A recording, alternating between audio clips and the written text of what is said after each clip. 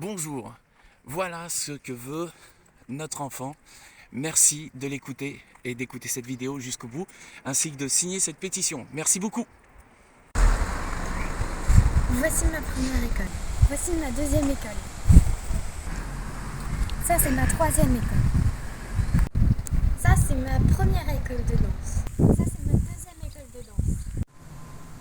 Là, c'est le collège où je voudrais aller. Comment c'est pas facile le passage en 6e déjà, d'une manière générale. On passe du CM2 à la 6e et c'est pas ça.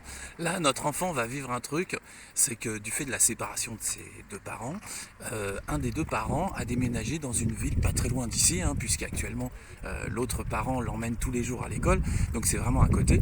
Et la maman et son conjoint travaillent dans la ville de Tergnier, donc c'est pas un problème pour eux bien sûr. Et moi je suis de Tergnier.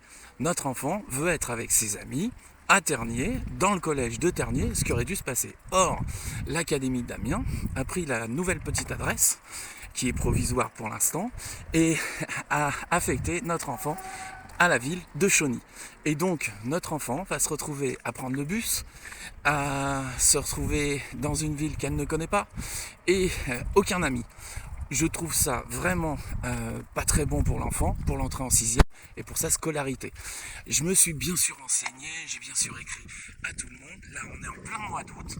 Et qu'est-ce qui se passe en mois d'août ? Eh bien, tout est fermé. La rentrée va être le 4 septembre et sans votre soutien, puisque j'ai écrit à tout le monde, sans votre soutien, je vais me retrouver avec un enfant qui va rentrer dans une école qui n'est pas la sienne et qui, au bout d'un mois ou deux, une fois que tous les documents seront arrivés partout, tout le monde dira, bah oui, c'est évident, elle doit être à Tergnier.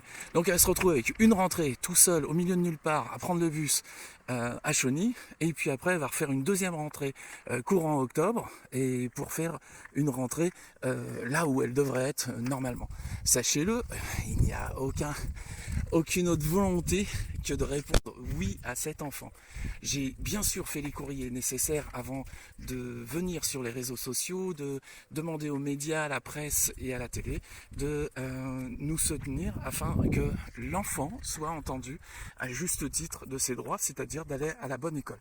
En sachant que les deux parents, même séparés, sont sur Tergnier tout le temps. Les loisirs, nous, on les fait ici. On est même on est dans des associations, on est bénévoles, etc. On a toujours été actifs sur Tergnier. Donc voilà. Donc je vous remercie de votre soutien. On fait comme on peut. On essaye que notre enfant soit entendu. S'il vous plaît, aidez-nous. Merci beaucoup. Au revoir.